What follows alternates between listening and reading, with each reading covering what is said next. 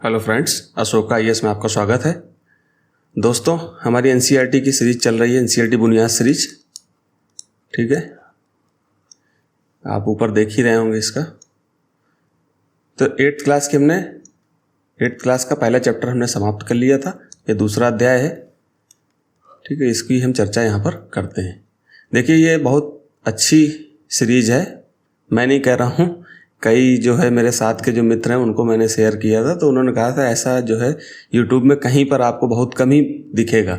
और सबसे अच्छी चीज़ है कि हम इसको लेटेस्ट बिल्कुल बना करके पढ़ा रहे हैं। लेटेस्ट किस स्तर पे कि हम इस पे जो है 2025 तक के जो प्रश्न आए हैं उनको लगा करके दिखा रहे हैं कि देखिए 2025 में किस तरह के क्वेश्चन पूछे गए हैं। अभी 2 दिन 3 दिन पहले जो 2025 में क्वेश्चन आए हुए थे उनको क्वेश्चन को अपडेट करके बिल्कुल लगाया हुआ है। तो आप ये मत सोचिएगा कि एनसीईआरटी पुराने ढर्रे से पढ़ा रहे हैं, ऐसा कुछ नहीं है। बिल्कुल नए तरीके से पढ़ा रहे हैं और हिंदी माध्यम के रिजल्ट को हमें मतलब इतना बेहतर कर देना है कि मतलब इतने अच्छा कंटेंट दे देना है कि हिंदी माध्यम के बच्चों को किसी प्रकार की कोई समस्या न देखनी पड़े। ठीक है, देखिए बिल्कुल लेटेस्ट क्वेश्चन है यहाँ पर लगाया हुआ है। इससे रिलेटेड और भी बहुत सारे प्रश्न आए हुए हैं। यहाँ पर तो हमने बस कुछ प्रश्नों को लिया और लगा दिया। ठीक है, तो आप देख रहे होंगे यहाँ पर। बाकी हमने प्रैक्टिस के लिए भी प्रश्न लगा दिए हैं कि आपको किसी प्रकार की कोई समस्या प्रैक्टिस में ना है। एमसीक्यू जितना ज़्यादा आप सॉल्व करेंगे उतना आपकी प्रारंभिक परीक्षा को लेकर के अभ्यास उतना ज़्यादा हो जाएगा। और जब आप पीटी देंगे तो आपको बहुत अच्छा परिणाम उसको देखने को मिलेगा। और सबसे ये चीज़ होती है, सबसे अच्छी चीज़ ये है कि मतलब ये जितना ज़्यादा आप अभ्यास करेंगे उतना ज़्यादा आपको फ़ायदा मिलेगा। और हम एमसीक्यू बेस्ड में जितने ज़्यादा क्वेश्चन आपको करा सकें, क्योंकि हिंदी माध्यम में सबसे बड़ी दिक्कत ये है कि हिंदी माध्यम के जो बच्चे होते हैं वो पीटी ही नहीं क्वालिफाई कर पा रहे हैं। तो पीटी क्वालिफाई ना होने का एक कारण ये है कि आप प्रैक्टिस नहीं करते हैं। प्रैक्टिस तो हम यहाँ पर ज़्यादा से ज़्यादा जितनी ज़्यादा हो सकती है हम प्रैक्टिस यहाँ पर कराएंगे। बाकी आप अपने स्तर से कोई टेस्ट सीरीज आप ले सकते हैं। अभी हमारे पास बहुत सारे टीचर्स का और टीम का अभाव है, जिसके कारण हम टेस्ट सीरीज का नहीं बना पा रहे हैं टेस्ट सीरीज। लेकिन आने वाले समय में जरूर टेस्ट सीरीज बनाएंगे और ऐसी टेस्ट सीरीज बनाएंगे जो यूपीएससी के हूबहू प्रश्न वैसे जैसे पूछे जाते हैं उस तरह की। ये नहीं कि खाना पूर्ति कर दें, हमें मार्केट में बेचना है चीज़ों को, तो हम ऐसा नहीं करेंगे। हम मार्केट और ये व्यापार टाइप की चीज़ें नहीं करेंगे कि हमको व्यापार करना है। कुल मिला के क्योंकि मैंने जो देखा है, जो झेला है, वो आप लोगों को झेलना ना पड़े। हिंदी माध्यम के बच्चों को किसी प्रकार की कोई समस्या ना हो, हिंदी माध्यम का रिजल्ट इतना बेहतर हो जाए कि मुझे भी मतलब अच्छा लगे और आपको भी अच्छा लगे कि हाँ यार ये कोई है पढ़ाने वाला जो सच में रियल चीज़ बता रहा है। ठीक है, तो थोड़ी सी क्लास लंबी हो जाती है तो उसको लेकर के आप लोग मतलब ये मत सोचिएगा कि देखिए क्लास लंबी करते हैं। हम यहाँ पर स्ट्रेटजी ही बताते हैं। ठीक है, तो हम एक और पीवाईक्यू प्रोग्राम चला रहे हैं जिसमें हम यूपीएससी के प्रश्नों की प्रकृति कैसे समझें, कैसे कैसे प्रश्न आ रहे हैं, कैसे आगे आएंगे, तो उसके लिए एक अलग सीरीज चल रही है। आप उसको भी देख सकते हैं। हमने सबकी अलग अलग प्लेलिस्ट बना दी है। और एक यूपीएससी के जो पीवाईक्यू आए हुए हैं उसके लिए भी हम अलग डिटेल्ड एनालिसिस करके कि क्वेश्चन कैसे पूछे गए, उसकी थीम कैसे रिपीट होती है। ये तो हम प्रकृति में भी बताते हैं कि थीम कैसे रिपीट होती है, लेकिन और भी प्रश्न जो आ रहे हैं उसके लिए जो आए हुए हैं उस पर हम इतने डिटेल्ड एनालिसिस कर देंगे कि आपको पीटी से 15 दिन 10 दिन पहले आप सिर्फ उन्हीं का अभ्यास करके चले जाएंगे तो आपको प्रीलिम्स में बहुत ज़्यादा फायदा मिलेगा। तो अभी ज़्यादातर हमारी कोशिश ये है कि हम प्रीलिम्स के क्वेश्चनों को बेहतर बना दें। ठीक, प्रीलिम्स के स्तर पर हिंदी माध्यम का ज़्यादा से ज़्यादा जो है अपीयर हो और ज़्यादा से ज़्यादा जो है क्वालिफाई करें प्रीलिम्स, तभी मेंस के स्तर। क्योंकि मेंस के स्तर पर हम देखते हैं कि जितने लड़के प्रीलिम्स में सेलेक्ट हो रहे हैं वो मेंस के स्तर पे उतने अनुपात में सेलेक्ट हो रहे हैं जितने इंग्लिश मीडियम के सेलेक्ट होते हैं। ठीक है, तो वहाँ पर हमें कोई दिक्कत नहीं। लेकिन ज़्यादा से ज़्यादा अगर हम प्रीलिम्स में पास करा देंगे बच्चों को तो वहाँ पर जो है वो मेंस में भी अच्छा प्रदर्शन कर पाएंगे। ठीक है, तो देखिए यहाँ पर हमने 2021 का प्रश्न लगाया, इससे रिलेटेड 8th क्लास की एनसीईआरटी है उससे रिलेटेड ये क्वेश्चन पूछे गए हैं। ठीक है, तो आप अगर यहाँ पर अगर अच्छे से पढ़ते हैं, देखते हैं, तो आपको कोई प्रश्न सॉल्व करने में दिक्कत नहीं आएगी। ठीक है, तो चलते हैं।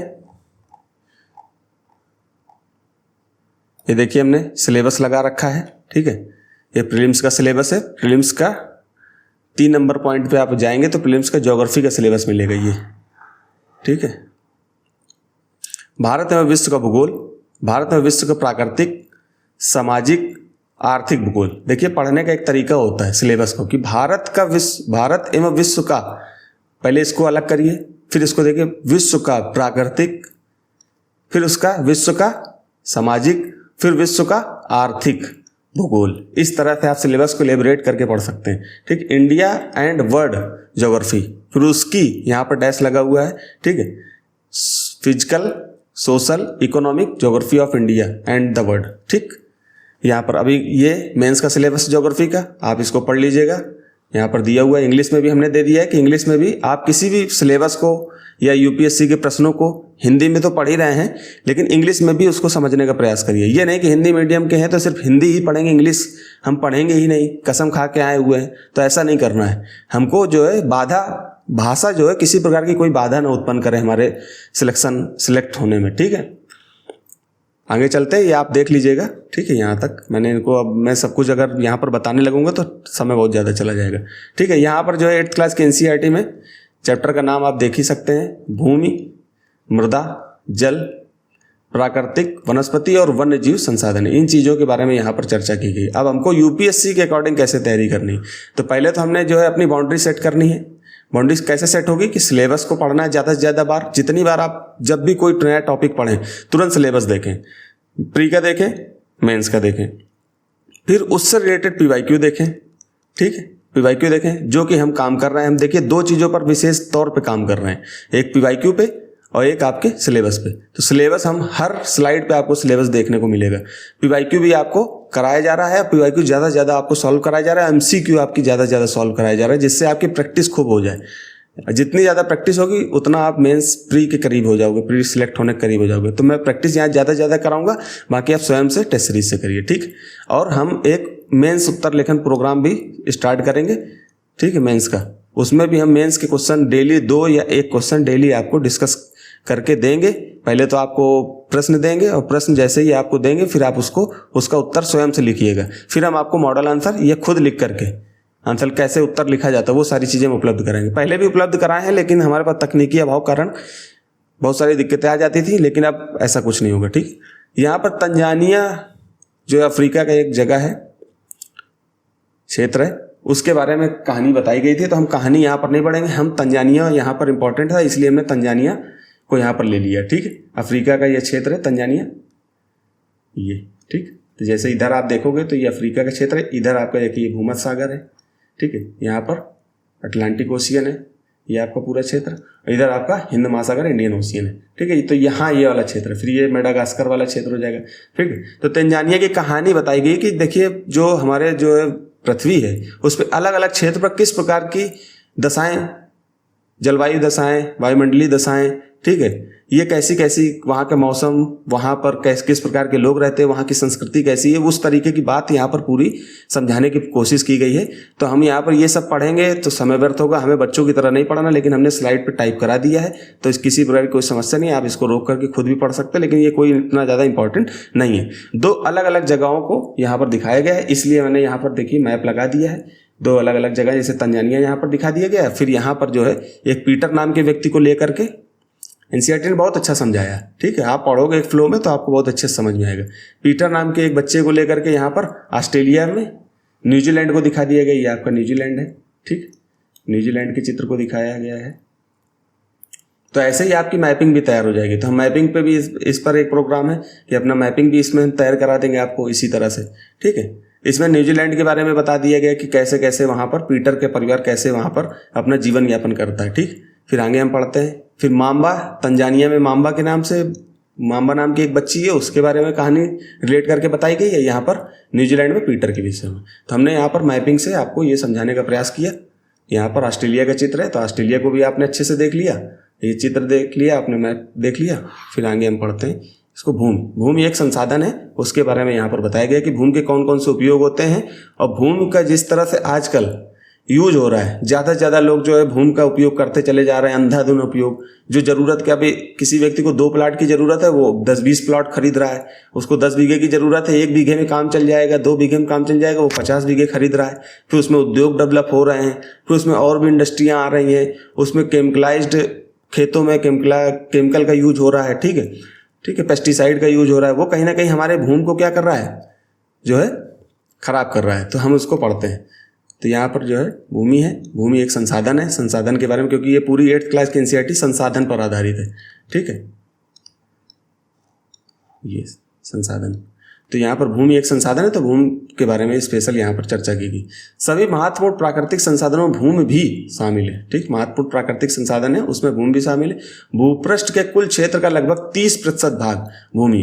ठीक है, 100% पार्ट अगर पूरा विश्व है तो उसमें से 70% पार्ट में क्या है, 70% पार्ट में जल है और 30% पार्ट में आपकी भूमि है।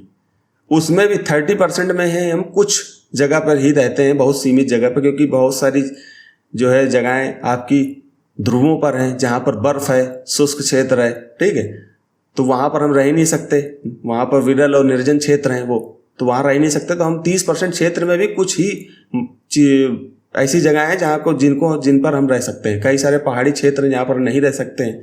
ठीक है, यही नहीं, इस थोड़े से प्रतिशत के भी सभी भाग आवास योग्य नहीं है। ठीक है, यहाँ पर ये आवास योग्य नहीं है।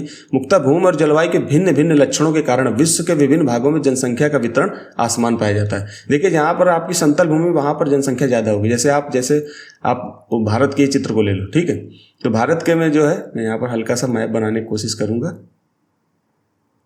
ठीक है,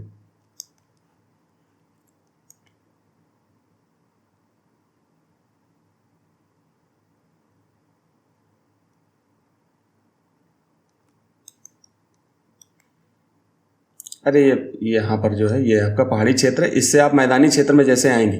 ठीक है, यहाँ पर मैदानी क्षेत्र में आएंगे तो यहाँ पर आपको जनसंख्या ज़्यादा दिखाई देगी। ठीक, इस जगह पे। बाकी ऊपरी जगह पर आपको जनसंख्या कम होगी, यहाँ के मुकाबले कम होगी। फिर जैसे जैसे आप प्रायद्वीपीय क्षेत्र में आएंगे वहाँ पर भी जनसंख्या आपको दिखेगी, लेकिन उतनी नहीं जितनी समतल मैदानों में दिखेगी। ठीक, तो यही ऊबड़ खाबड़ स्थलाकृति, पर्वतों के तीव्र ढाल, जल आक्रांत संभावित निम्न क्षेत्र। ठीक है, जल से ढके हुए, जल आक्रांति जहाँ पर जल आ रहा है, जल प्रवाहित क्षेत्र। ठीक है, मरुस्थलीय क्षेत्र, मरुस्थल क्षेत्र एवं सघन वन क्षेत्र, सामान्यतः विरल अथवा निर्जन है, जहाँ पर लोग नहीं रह रहे हैं। विरल है मतलब, विरल का मतलब है जैसे एक व्यक्ति यहाँ है तो एक व्यक्ति यहाँ है, तो मतलब दूर दूर है, मतलब बहुत कम है। ठीक है, जल अगर सघन की बात करते थे तो एक व्यक्ति यहाँ एक यहाँ है, तो मतलब सघन का मतलब ज़्यादा जनसंख्या जहाँ पर है, और विरल का मतलब जहाँ पर कम जनसंख्या है, दूर दूर घर बने हुए हैं। जैसे कि आप आगे पढ़ोगे तो जनसंख्या घनत्व पढ़ोगे तो उसमें आपको ये सब चीज़ें बताई जाएंगी। ठीक, तो यहाँ पर क्या है, ऊबड़ खाबड़ स्थलाकृति, पर्वतों के तीव्र ढाल, जहाँ पर ऊबड़ खाबड़, जहाँ पर स्थलाकृति है। ठीक है, भूमि जो है स्थलाकृति भूमि जो है ऊबड़ खाबड़ है, कहीं पर ऊंची है कहीं पर नीची है। ठीक है, तो वहाँ खेती करना भी मतलब सही नहीं होता है, वहाँ पर खेती हो ही नहीं पाएगी उस तरह से। ठीक है, पर्वतों के तीव्र ढाल वाले क्षेत्रों में कहाँ का घर बनाओगे, ऐसे बनाओ घर नीचे गिर जाएगा। ठीक है, इस तरह से। फिर जल आकरण, जहाँ पर जल बाढ़ वगैरह आती है, या जल ऐसे क्षेत्र जहाँ पर रहना बड़ा मुश्किल है, संभावित निम्न क्षेत्र। मरुस्थलीय क्षेत्र, मरुस्थल है, वहाँ पानी नहीं है तो वहाँ कैसे रहोगे। ठीक है, सघन वन क्षेत्र, जहाँ पर जैसे कि आप विषुवती रेखा क्षेत्र में जाओगे, विषुवत रेखी क्षेत्र में, जैसे ये आपकी पृथ्वी है, ये आपकी विषुवत रेखा। ठीक है, इसके आसपास वाले क्षेत्रों में वहाँ पर इतने सघन वन पाए जाते हैं, सदाबहार वन पाए जाते हैं, वहाँ पर रहना मुश्किल है। ठीक है, तो वहाँ वाले क्षेत्रों में आपको बहुत कम जनसंख्या दिखाई है, बिल्कुल नामत की जनजातियाँ कुछ रह पाती हैं, वो भी बहुत कम ही है। ठीक, फिर उर्वर मैदानों का मतलब जो जलोढ़ मृदा से या समतल मैदान है, जो जहाँ पर आसानी से कृषि की जा सकती है। ठीक है, मैं यहाँ पर थोड़ा सा पेन बदल लेता हूँ क्योंकि यहाँ पर हो सकता है दिखे ना। ठीक है, तो उर्वर मैदान जो होते हैं वो कैसे होते हैं, उपजाऊ मैदान, और नदी घाटियों में कृषि के लिए उपयुक्त भूमि उपलब्ध है, इसलिए वे स्थान विश्व के सघन बसे क्षेत्र हैं। ठीक, वहाँ पर आपको जनसंख्या ज़्यादा दिखाई देगी। तो उर्वर मतलब उपजाऊ मैदान। ठीक है, समतल मैदान जहाँ पर आसानी से खेती की जा सकती है, आसानी से लोग रह सकते हैं। ठीक है, वहाँ पर व्यापार वाणिज्य भी आसानी से हो सकता है। ठीक है, सड़कें भी निर्माण उसमें आसानी से हो जाएगा, तो जो आपकी गतिविधियाँ होती हैं वो आराम से हो जाती हैं। तो एक जगह से दूसरी जगह जाना, खेती करना, सब चीज़ें आसान हो जाती है, तो वहाँ पर आपको ज़्यादा जनसंख्या दिखाई देगी, क्योंकि लोगों को क्या चाहिए, सुविधाएं जहाँ होंगी तो वहाँ जनसंख्या ऑटोमेटिक दिखाई देगी, इस तरह से। ठीक, किसी प्रकार की कोई शब्दावली या कोई चीज़ समझ में नहीं आती है तो आप कमेंट करिएगा, मैं उसको और विशेष तौर पे अलग सेशन लेकर के समझा दूंगा। ठीक, आगे पढ़ते हैं। अब भूमि का उपयोग क्या क्या है, भूमि का उपयोग क्या क्या है। भूमि का उपयोग विभिन्न कार्यों के लिए किया जाता है, जैसे कृषि, आप पता ही है। ठीक है, ये याद करते रहिएगा, ये शब्द जो है, याद का मतलब ध्यान देते रहिएगा। ये शब्द ऐसे होते हैं, ये शब्द अभी आप तैयार कर लेंगे तो मेंस में जब आप आंसर राइटिंग करेंगे तो उसमें इन शब्दों को इस्तेमाल करेंगे, ठीक है। कृषि हो गई, वानिकी हो गई, खनन, सड़कों और उद्योगों की स्थापना।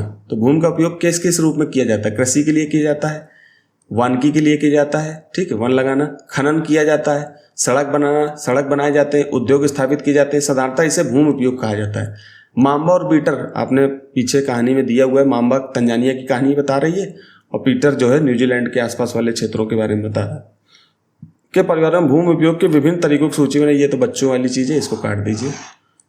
अगली बार हम कोशिश करेंगे कि इन सब चीज़ों को हटा दें, ठीक। भूमि का उपयोग भौतिक कारकों द्वारा निर्धारित होता है, ठीक है। भूमि का उपयोग भौतिक कारकों द्वारा। अब भौतिक कारक कौन कौन से? जैसे स्थलाकृति, तो अभी हमने बताया ना, समतल स्थलाकृति होगी तो भौतिक कारक उसके मतलब अगर समतल है तो वहाँ पर जनसंख्या ज़्यादा दिखाई देगी। कृषि, उद्योग, ठीक है, सड़क, खनन आसानी से स्थापित करने में मदद मिलेगी, ठीक। फिर आपकी स्थलाकृति में मृदा, जलवायु, खनिज और जल की उपलब्धता, अगर ये सब चीज़ें उपलब्ध होंगी तो आपको वहाँ पर जो है भूमि का उपयोग आसानी से कर लेंगे।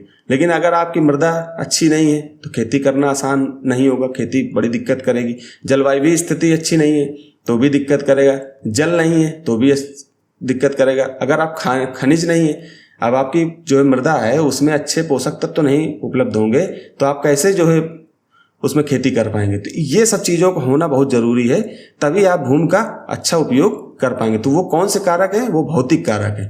भूमि का भौतिक कारकों द्वारा निर्धारित किया जाता है कि उसका उपयोग कैसे होगा। तो जैसे भौतिक कारकों में आपकी स्थलाकृति होगी, मृदा होगी, जलवायु होगी, खनिज होगी, जल की उपलब्धता। मानवीय कारक जैसे जनसंख्या, अब ये मानवीय कारक हो गए, ये भौतिक कारक है, इसको 1 नंबर डाल लो।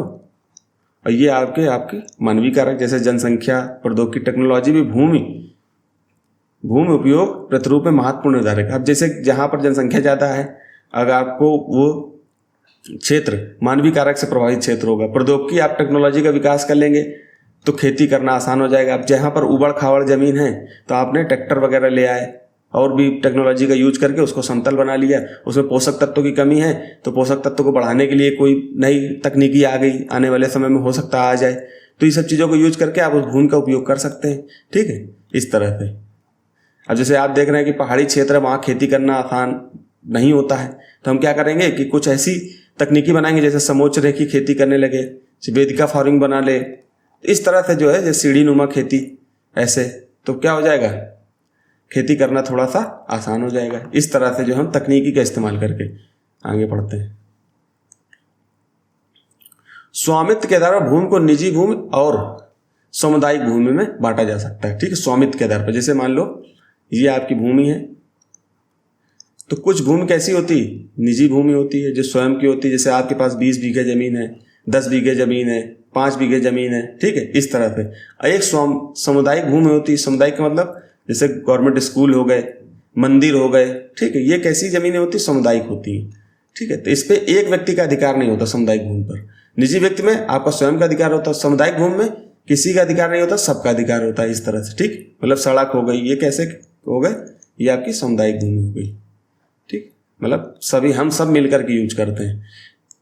निजी भूमि व्यक्तियों के स्वामित्व में होती है, जबकि सामुदायिक भूमि समुदाय के स्वामित्व में होती है, सबके स्वामित्व में होती है। समान रूप से इसका उपयोग समुदाय संबंधित व्यक्तियों के लिए किया जाता है, जैसे चारा, फलों, नट या औषधि बूटी को एकत्रित करने। पहले हुआ करता था जैसे कि समुदाय की भूमि है, जैसे मान लो कि सबकी 5-5, 10-10 बीघे जमीन है और एक ऐसी ऊसर या उर्वर भूमि नहीं है, वो मतलब ऐसी पड़ी हुई भूमि है, तो उस पर क्या होता था कि भाई सबका सामुदायिक भूमि है। आप गांव में देख सकते हो, गांव में जाओगे तो सामुदायिक भूमि आपको देखने को मिलेगी।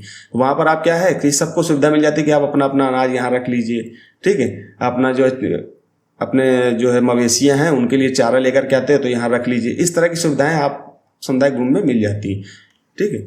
इस सामुदायिक भूमि को साझा संपत्ति संसाधन भी बोलते हैं। ये कैसी संसाधन है, साझा संपत्ति संसाधन है, मतलब सबका अधिकार है, तो सबको देखरेख भी करनी होती है। फिर आगे बढ़ते हैं। जनसंख्या और उनकी मांग सदैव बढ़ती जा रहती है, लेकिन भूमि की उपलब्धता सीमित है। अब हमारी इच्छाएं तो बहुत ज़्यादा है, ठीक है। हम आपको अगर मान लो गांव की सड़क है, हमने कहा इसमें बढ़िया सड़क बनाते हैं, बिल्डिंग बना देते हैं, हमारी इच्छा है, लेकिन भूमि क्या है, अब वहीं खेती भी करनी है और जो है बिल्डिंग भी उसमें बना दोगे तो खेती कैसे कर लोगे। तो हमारी जो भूमि की उपलब्धता जो है क्या है, वो सीमित है, ठीक है।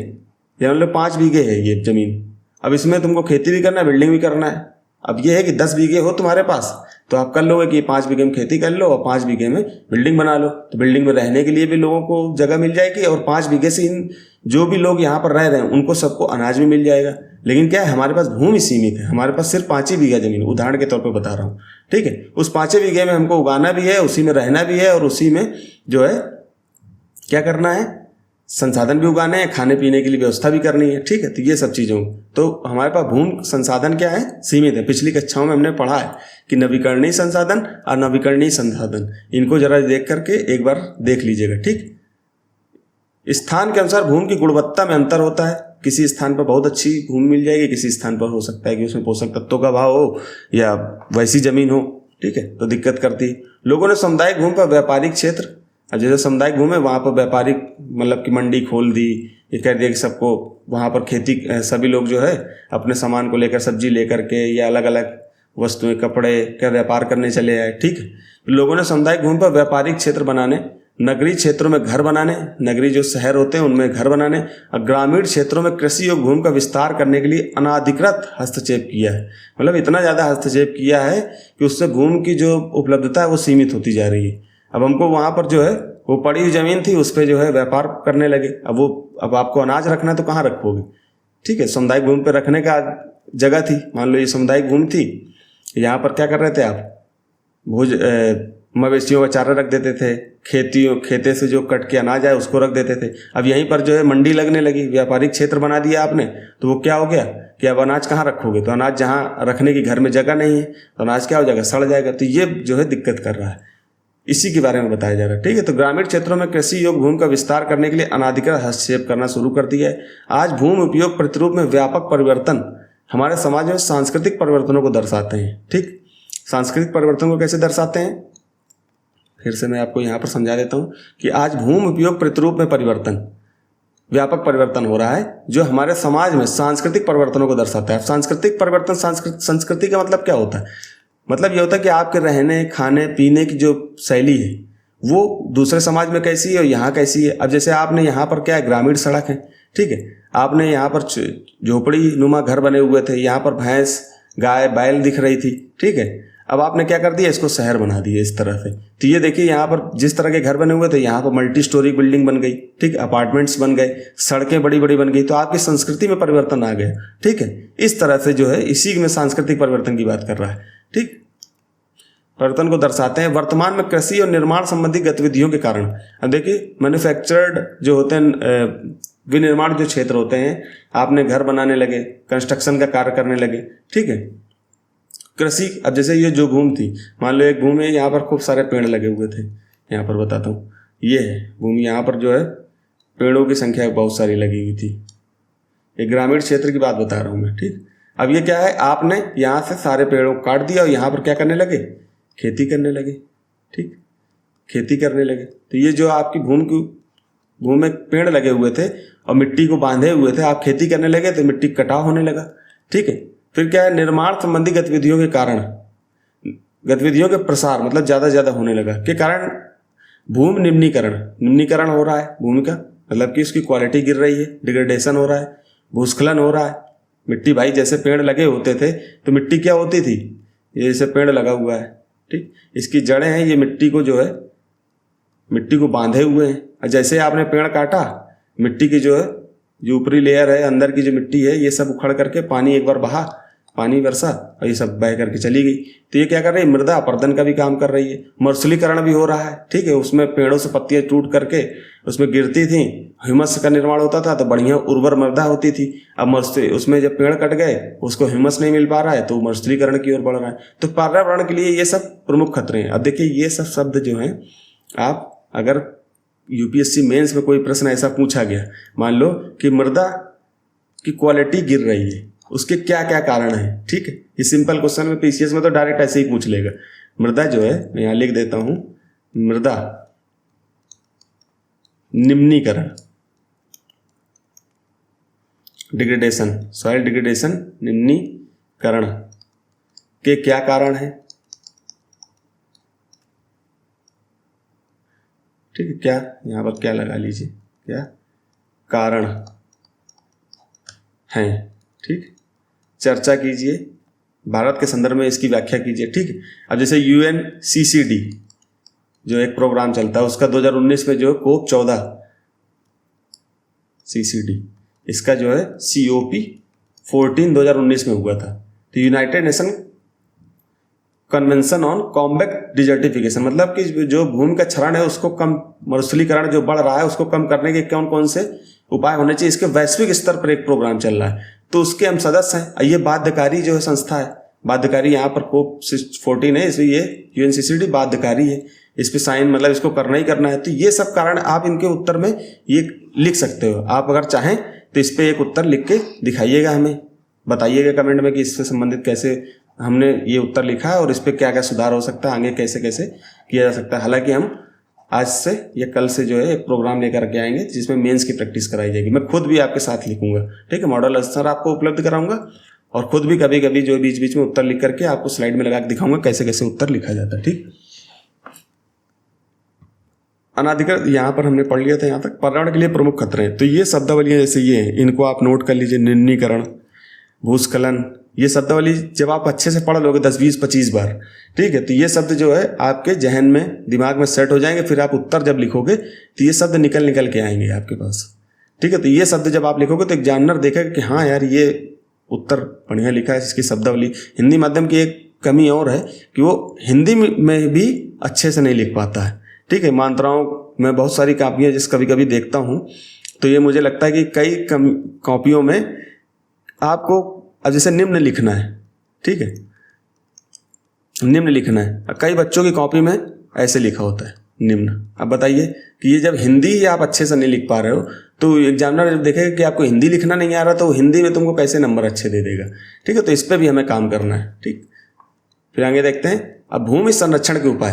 अब जैसे मैंने क्वेश्चन जो बताया था कि मृदा संरक्षण के क्या कारण हो सकते हैं या मृदा अपरदन हो रहा है उसके क्या कारण हो सकते हैं, उसके समाधान या संरक्षण को बताइए। तो यहाँ से समाधान आप ढूंढ लीजिए, अभी मैं आपको बताऊंगा, आप देख सकते हैं। ठीक, तो बढ़ती जनसंख्या तथा इसकी बढ़ती मांगों के कारण वन भूमि और कृषि भूमि, कृषि योग्य भूमि का बड़े पैमाने पर विनाश हो रहा है। ठीक, आप देख ही रहे हो कि जो वन भूमि है उनको काट करके, अभी मैंने बताया, काट के हटा दिया गया तो भूमि का क्षरण हो रहा है, मिट्टी बह करके अपरदित होकर के एक स्थान से दूसरे स्थान चली जा रही है।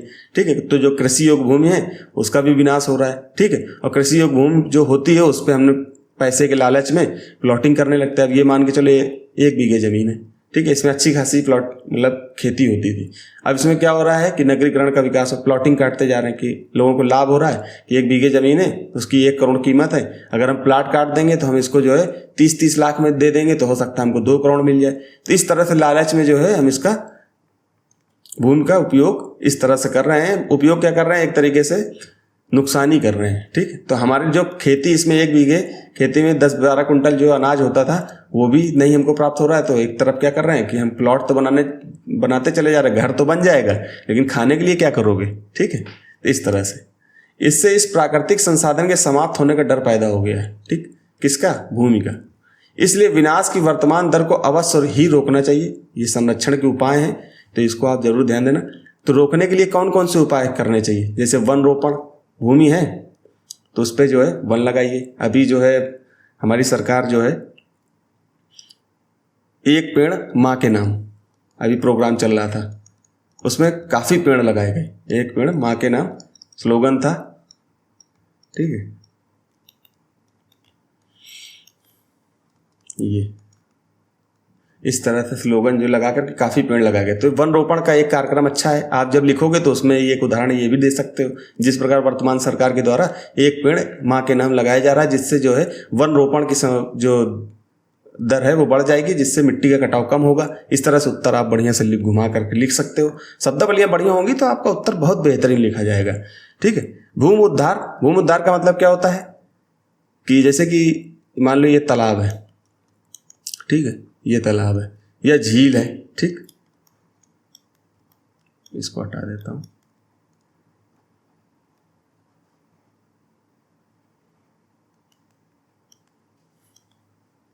ये झील है। ठीक, अब इसमें क्या हो रहा है कि ये जैसे सूख गई, इसका जल जो था वाष्पित होकर के या यूज हो गया, वो खत्म हो गया। अब इसमें क्या कर रहे हैं लोगों ने, क्या है, यहाँ पर मिट्टी डाल दी, इसको पाट दिया। अब इसमें पाट करके इसमें प्लॉटिंग करने लगे, इसका उपयोग करने लगे। तो जो जल का जो कैचमेंट क्षेत्र था, कैचमेंट जल धारण करने की जो क्षमता थी, उसमें प्लॉटिंग कर दी है, तो क्या हो गया, ये खत्म हो गया। अब जल जो वर्षा का जल जो होगा वो यहाँ पर आ जाना चाहिए, आ जाना चाहता अगर होता है, अगर तालाब होता या झील होता तो इसमें जो है जो जल बह करके शहर में या गांव में आया है इसमें भर जाता, लेकिन हम वहाँ पर रहने लगे, उसको पाट दिए, उसमें प्लॉटिंग करने लगे। तभी तो शहरों में आजकल देख रहे हो, शहरों में बाढ़ों की समस्या आ रही है।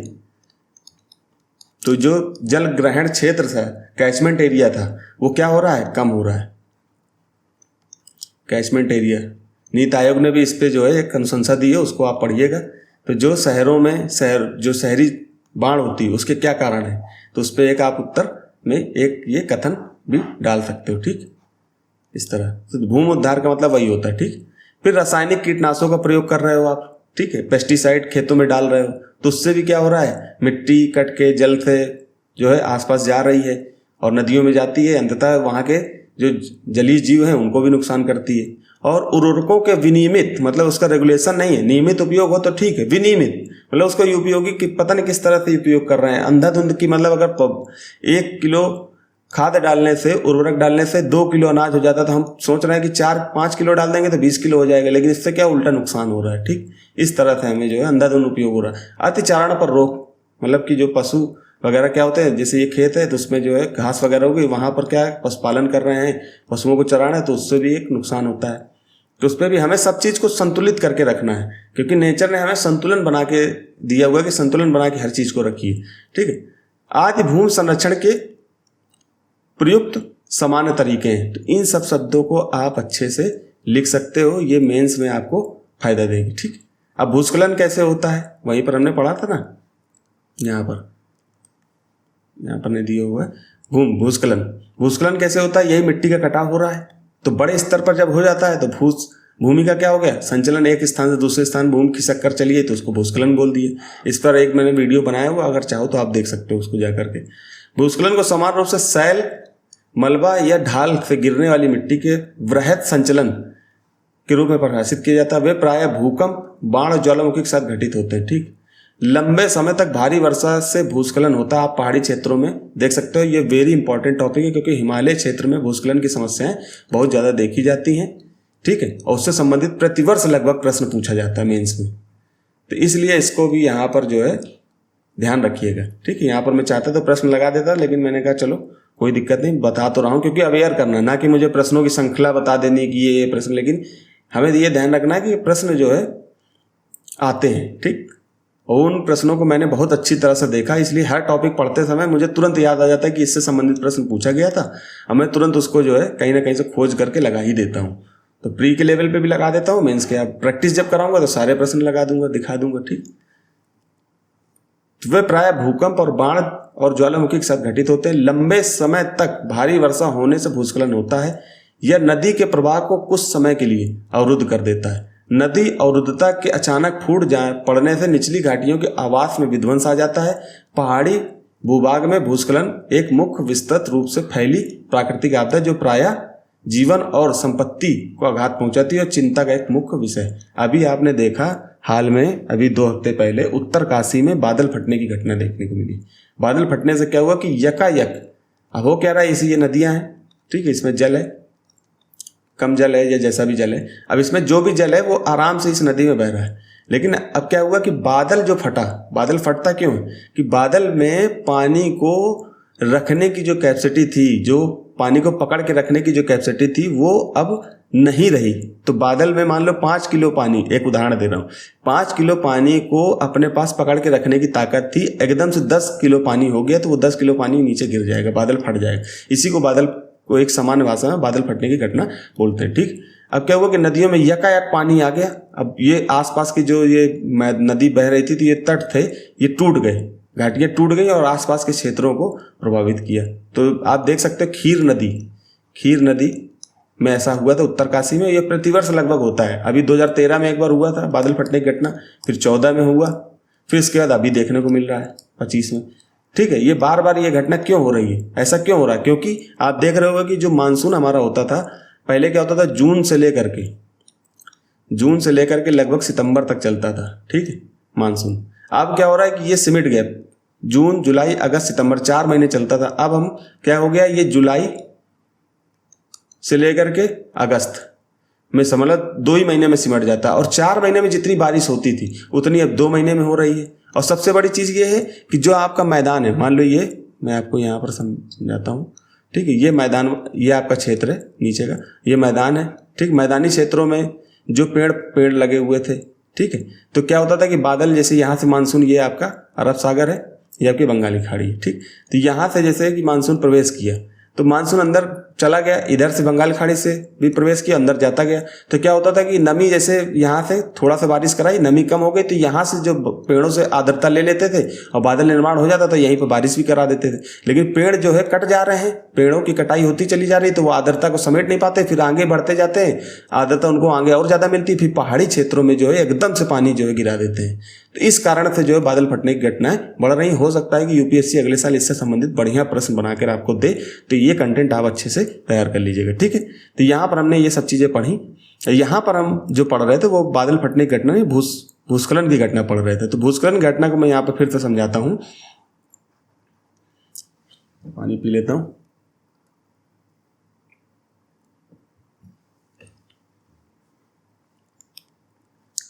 यहाँ पर क्या कह रहा है, नदी, हाँ,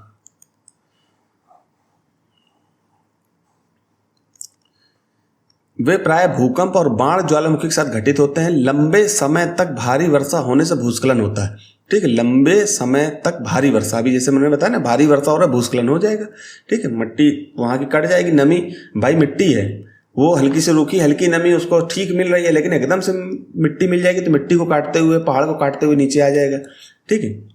इसलिए जो भारी वर्षा होती है उससे भूस्खलन होता है। यह नदी के प्रवाह को कुछ समय के लिए अवरुद्ध कर देता है। अब होता क्या, जैसे ये मान लो नदी है, ठीक है, ये अब क्या है कि ये आराम से जो है आसपास की ये घाटियां हैं, इसके घाटियों के बीच से बह रही है। अब यहाँ पानी बरस रहा है, तो ये घाटियां टूट करके जो है इसमें इस नदी के प्रवाह को ढक देती। मान लो इधर से भी टूटी, इधर से भी, इसको ढक दिया। अब पानी यहाँ बह रहा है तो ये आगे आ ही नहीं पा रहा, पानी यहीं पर है, यहीं पे स्टोर होता है। एक तरीके से बांधनुमा संरचना बन गया, एकदम से बनता गया, एकदम से इसको तोड़ेगा, और तोड़ेगा तो यहाँ भी पानी भरेगा, यहाँ भी पानी भरेगा, मतलब आसपास के क्षेत्र को भी प्रभावित कर देगा। तो भूस्खलन होता है। यह नदी के प्रवाह कुछ समय के लिए अवरोध करता है। नदी अवरुद्धता के अचानक फूट पड़ने से निचली घाटियों के आवास में विध्वंस आ जाता है। विध्वंस आप पता ही होगा, ये शब्द अगर ना पता हो तो कोई कमेंट करें, मैं फिर से बताऊंगा, ठीक है। पहाड़ी भूभाग में भूस्खलन का एक मुख्य और विस्तृत रूप से फैली प्राकृतिक आपदा जो प्रायः जीवन और संपत्ति को आघात पहुंचाती है, चिंता का मुख्य कारण, ठीक।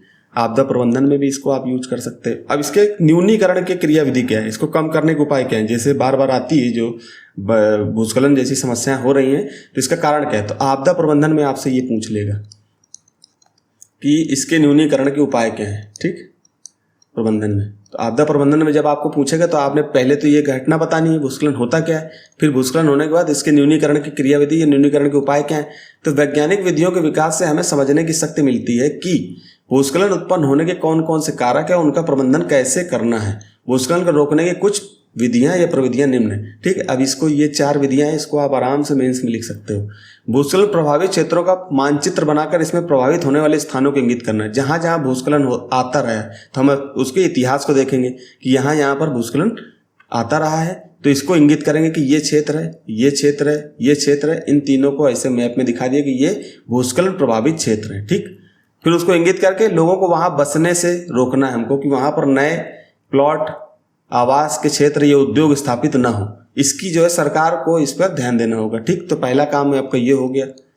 दूसरा क्या है, भूमि को खिसकने से बचाने के लिए प्रतिधारी दीवार का निर्माण करना है। दीवार का निर्माण, जैसे ये जो है आपका ये पर्वत, ये मतलब क्षेत्र है, ये पहाड़ी है, अगर ये यहाँ पर भूस्खलन आएगा तो ये टूट के नीचे आ जाएगी। तो हमने यहाँ पर दीवार ये बना दी इस तरह से, तो ये टूट के नीचे आ ही नहीं पाएगी, क्योंकि मजबूत दीवार बना दी, तो ये वहीं पर इसका जमा रहेगा। यहाँ पर पेड़ भी लगाओ, पेड़ लगा दोगे तो और मिट्टी बनी रहेगी। तो पेड़ों को कटाओ, कम से कम वो वन रोपण होना चाहिए, ठीक। भूस्खलन को रोकने का सबसे प्रभावी तरीका वनस्पति आवरण वृद्धि, वही चीज, पेड़ पौधे में वृद्धि, ज्यादा से ज्यादा पेड़ लगाओ, जैसे यहाँ लगे हुए पेड़, ठीक, इस तरह से।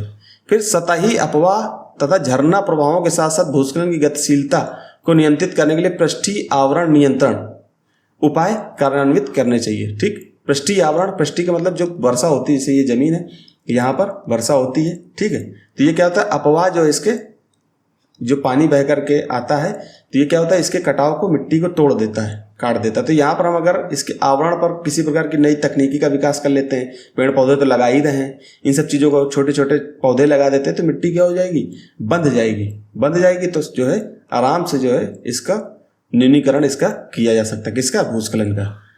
ठीक है, तो ये आगे पढ़ते हैं। अब मृदा होती क्या है, मृदा के पृष्ठ पर दानेदार कणों के आवरण की पतली परत मृदा कहलाती है। ठीक है, कहीं पर दिक्कत हो बता देना। पृथ्वी के पृष्ठ पर, पृष्ठ जो जैसे ये मान लो पृथ्वी है, ठीक है, हमने पहले लेसन में पढ़ा है, ये ऊपरी क्षेत्र स्थलखंड, स्थलमंडल का, ठीक है, इसके ऊपर वाला जो पतली परत होती है ये मिट्टी से बनी होती है। ठीक, इसकी बात कर रहा है। ठीक, पृष्ठ पर दानेदार कणों के आवरण की पतली परत को मृदा कहते हैं। भूमि से निकटता से जुड़ी हुई है। स्थल रूप मृदा के प्रकार को निर्धारित करते हैं। मृदा का निर्माण चट्टानों से प्राप्त खनिजों, जैव पदार्थों, चट्टानों से जो प्राप्त होने वाली खनिज होते हैं, ठीक है, जैसे लौह हो गया, मैग्नीशियम हो गया, इस तरह के पदार्थ। और जैव पदार्थ में मतलब क्या हो गया, जीव जंतु और पेड़ पौधे जो हजारों करोड़ों वर्ष पहले जमीन के अंदर दब गए थे, वो मिट्टी को उर्वर भी बनाते हैं। तथा भूमि पर पाए जाने वाले खनिजों से होता है यह अपक्षय। अपक्षय का मतलब हमने पिछली कक्षाओं में बताया है, चट्टान का टूटना। अपक्षय की प्रक्रिया के माध्यम से बनती है। जैसे चट्टान, बड़ी बड़ी चट्टान है, मान लो ये चट्टान है, ये टूट गई, तो इससे जो आप किसी भी बड़े चूने पत्थर को आप तोड़ोगे तो उससे छोटे भुरभुर प्रकार की जो है मिट्टी, मतलब कि छोटे छोटे कण निकलेंगे, वो मिट्टी का निर्माण कर देते हैं। ठीक है, तो क्या है, प्रक्रिया के माध्यम से बनती है। खनिजों और जैव पदार्थों का सही मिश्रण मृदा को उपजाऊ बनाता है। अगर सही मिश्रण है, किसी की मात्रा अगर संतुलित है, किसी की मात्रा ज़्यादा नहीं है, किसी की मात्रा कम नहीं है, तो मृदा को उपजाऊ बना देती है। ठीक, यहाँ पर दिया हुआ है, इसी को जो ऊपर वाला क्षेत्र है, इसी को हमने ये पूरा क्षेत्र ले लिया। ठीक, तो इसके क्या है, ऊपरी क्षेत्र ह्यूमस और वनस्पति के साथ ऊपरी मृदा होती है।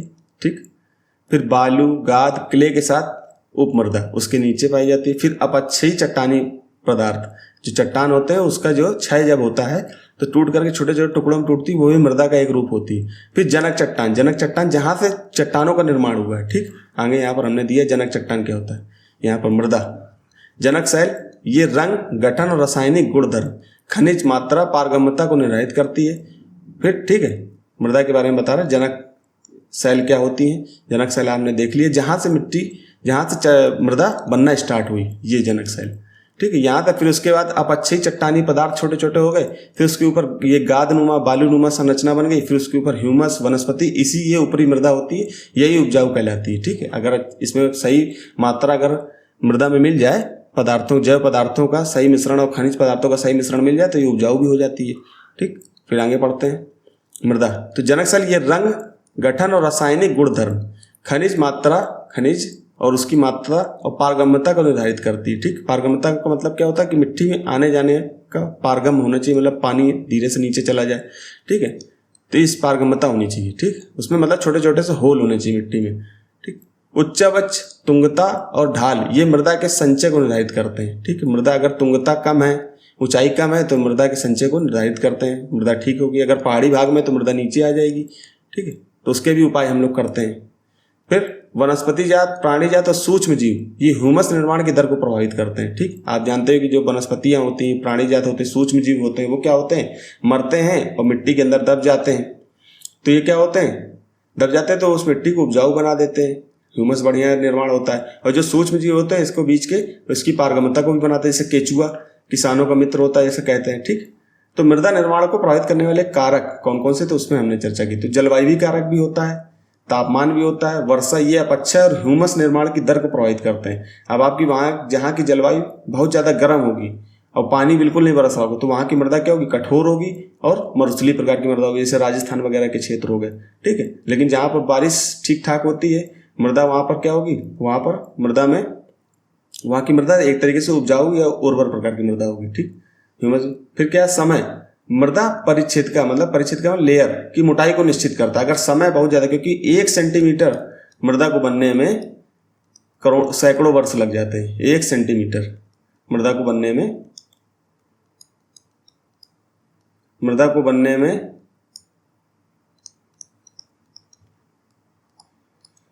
सैकड़ों वर्ष लग जाते हैं। ये एनसीईआरटी का आंकड़ा है। ठीक, तो ये सब चीज़ें, तो समय जितना ज़्यादा लगेगा उतनी मिट्टी की जो है लेयर बढ़ती जाएगी, उसकी मोटाई बढ़ती जाएगी। इन सब चीज़ों को इंग्लिश में भी दिया है, हिंदी में अगर जैसे बहुत सारे शब्द नहीं समझ में आते तो इंग्लिश में यहाँ पर इसको वीडियो को पॉज करके रोक करके इनके जो है इंग्लिश के भी शब्दावलियों को जान लीजिएगा।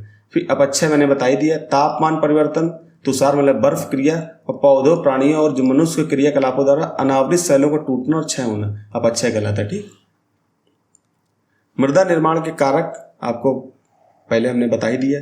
मृदा निर्माण के मुख्य कारक जनक शैल का स्वरूप और जलवायु कारक है। मृदा निर्माण के अन्य कारक जैसे स्थलाकृति, जैव पदार्थों की भूमिका और मृदा निर्माण के संगठन में लगा समय, अलग अलग स्थानों में ये भिन्न भिन्न होता है। हमने देखा यहाँ पर मृदा, समय, जलवायु कारक, वनस्पति और ये सब चीज़ें, यही चीज़ यहाँ पर लिखी हुई। फिर भारत में कहाँ पर कौन सी मिट्टी पाई जाती है इसके बारे में थोड़ा सा आप जो है सर्च करिएगा, देखिएगा। बाकी मैं यहाँ पर हल्का सा तुमको थोड़ा सा बता दे रहा हूँ, जैसे ये आपका क्षेत्र है।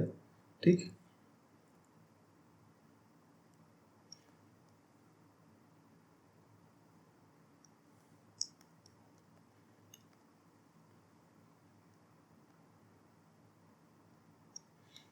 इस तरह से जो है थोड़ा सा नीचे आओगे मैप उतना अच्छा बन नहीं पाता मुझसे। ठीक है,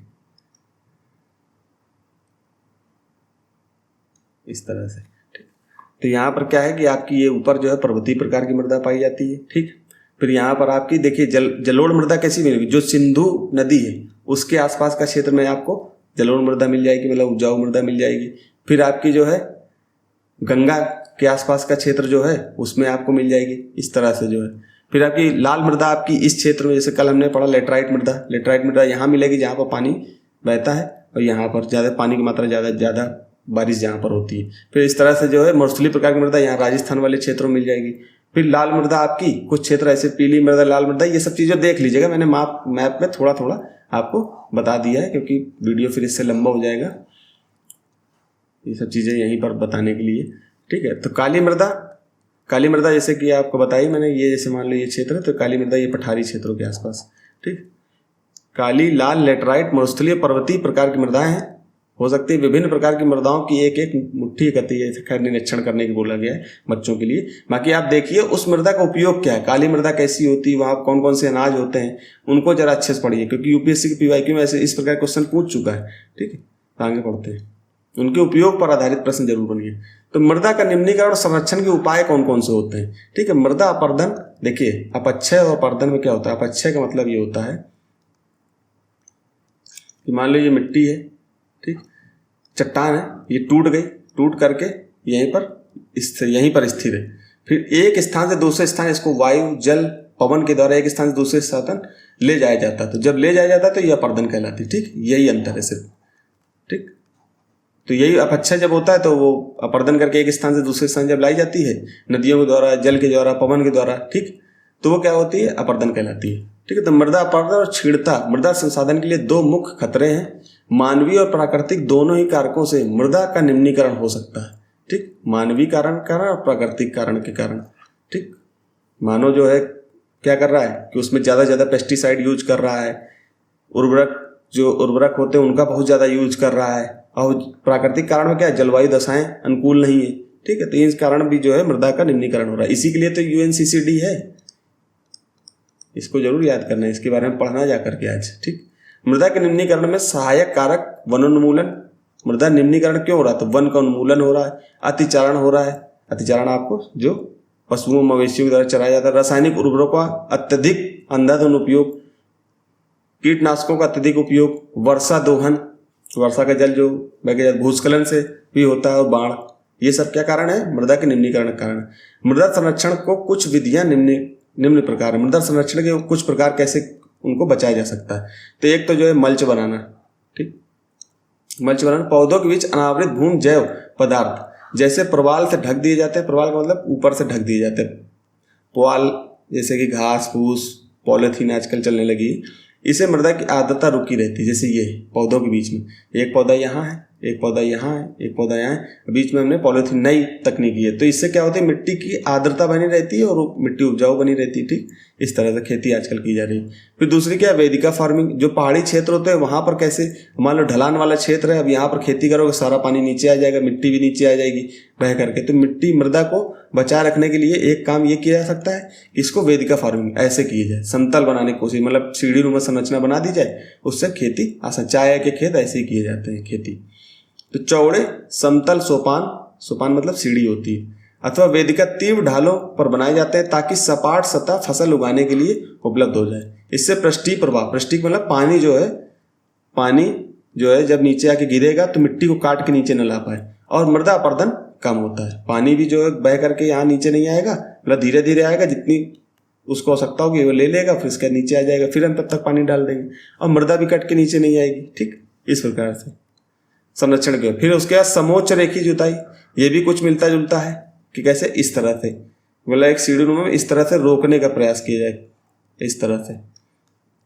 तो ये समोच्च रेखी जुताई होगी। एक पहाड़ी ढाल पर समोच्च रेखाओं के समानांतर जुताई, ढाल से नीचे बहते जल के लिए एक प्राकृतिक अवरोध का निर्माण। अब जुताई ऐसे हमने कर दी, जैसे ये बना दिया, फिर दूसरी बना दी, फिर तीसरी बना दी। इससे क्या हो गया कि मान लो यहाँ पर एक जो है पेड़ लगे हुए, पेड़ों की संख्या एक रो में लगी, फिर यहाँ पर जो है पौधों की संख्या एक रो पे लगी, फिर इसके आगे, फिर इसके आगे। इस तरह से जब पानी यहाँ से बह के जाएगा तो यहाँ रुकेगा पानी, यहाँ रुक जाएगा, फिर यहाँ रुक जाएगा, फिर यहाँ रुक जाएगा, फिर इस तरह से मिट्टी भी रुकेगी, तो मिट्टी का अपरदन भी नहीं होगा। तो प्राकृतिक अवरोध, ये प्राकृतिक अवरोध होते हैं। ठीक, फिर रक्षक मेखलाएं क्या होती है, जैसे तटी या आसपास पेड़ों के आसपास इस तरह से रक्षक, मतलब पेड़ों की एक श्रृंखला लगा दी जाती है, घास भी लगे होते हैं। ठीक है, तो इससे क्या होता है, मिट्टी जो उड़ करके एक जगह से दूसरी जगह नहीं जाती है, हवाओं, एक ज़्यादातर कोशिश करी जाती है कि ये जो है तटीय क्षेत्रों में और ऐसे क्षेत्रों में जहाँ पर हवाएं तेज चलती है वहाँ पर रोकने के लिए प्रयास। ठीक है, तो तटीय प्रदेशों और शुष्क प्रदेशों में पवन गति रोकने के लिए वृक्ष कतारों में लगाया जाता है ताकि मृदा आवरण को रोका जा सके। ठीक, इस तरह से। फिर समोच्च रेखी रोधिकाएं। रोधिकाएं क्या होती हैं, समोच्च रेखाओं पर रोधिकाएं बनाने के लिए पत्थरों, अब जो जैसे यहाँ पर समोच्च रेखी खेती की जा रही है, जुताई करी जाती है, इसी तरह से हम पत्थर लगा देते हैं जब, तो यहाँ पर इस तरह से पत्थर हो गए, घास हो गया, मृदा हो गया, इसी को मतलब मिट्टी को भी ऊपर ऊपर मेड़ आप देखते होगे ना कि गाँव में मेड़ बनाई जाती है, उसी तरह से ये कार्यक्रम अगर किया जाए इस तरह से, तब ये होगा, इसको समोच्च रेखी रोधिकाएं कहते हैं। पत्थरों, घास, मृदा का उपयोग किया जाता है। रोधिकाओं के सामने जल एकत्र करने के लिए खाइयां बनाई जाती हैं। ठीक, इस तरह से जल एकत्र करने के लिए खाइयां। ठीक, फिर चट्टान को बांध के रूप में कैसे यूज करेंगे, इस तरह से मैंने इसको समझाने को है। यह जल के प्रवाह को कम करने के लिए बनाए जाते हैं, जल के प्रवाह को कम हो, जैसे जल का प्रवाह तेजी से बह रहा था, हमने उसमें पत्थर लगा दिया, मिट्टी से रोक दिया, तो पानी जो है बह करके दूसरी जगह न जाए। ये नालियों की रक्षा करते हैं, मृदा क्षति को रोकते हैं। ठीक, फिर बीज की फसल उगाना। बीज की फसल का मतलब कैसे, जैसे यहाँ ये एक अगर मान लो क्षेत्र है, ये मान लो एक खेत है, तो हमने इस पर एक खेती यहाँ दूसरे मान लो अरहर की कर ली, यहाँ पर हमने किसकी कर ली, किसी और दाल की कर ली, मसूर की कर ली, फिर ये क्षेत्र में मक्का उगा लिया। इस तरह से खेती अगर करेंगे तो उस पर भी जो है विविधता भी बनी रहेगी, मिट्टी की उर्वरता शक्ति भी बनी रहेगी और मिट्टी का कटाव भी नहीं होगा। ठीक, तो वर्षा दोआन से मृदा को सुरक्षित रखने के लिए अलग अलग समय पर भिन्न भिन्न फसलें एकांतर कतारों में उगाई जाती हैं। ठीक, ये काम हो। तो ठीक है, अभी हम इसको जो है, क्योंकि इस चैप्टर को हम 2 पार्ट में पढ़ते हैं, क्योंकि अगर हम इसको ज़्यादा जो है पूरा अगर पढ़ाएंगे तो इसमें क्या हो जाएगा कि एक लंबी क्लास हो जाएगी। तो अगली क्लास में हम इसको 2 पार्ट में बना करके मैं इसको अपलोड कर दूंगा। तो इससे क्या होगा कि आगे के प्रश्नों को इस तरह से हल करा दीजिए। अभी आपका काफ़ी चैप्टर ये बड़ा है, तो इसमें जो है प्रश्न भी मैं कल करा दूंगा इसमें। ठीक, ये सारे प्रश्न कल करा दूंगा इस तरह से। ठीक, तो यहीं तक रखते हैं आज। ठीक है, मैं कल यहाँ से आपका यहाँ से जल जो है ये नई स्लाइड है, दिखने में भी अलग लग रही है, यहाँ से स्टार्ट कर देंगे तो आराम से कम समय में, क्योंकि ज़्यादा लंबी वीडियो हो जाएगी तो आपको भी देखने का मन नहीं करेगा। हम उतनी सीमित समय में चीज़ों को समझाने का, अगला पार्ट में 10 मिनट बाद फिर से स्टार्ट कर दूंगा, अपलोड कर दूंगा। ठीक, तो यहीं तक रखते हैं दोस्तों, धन्यवाद।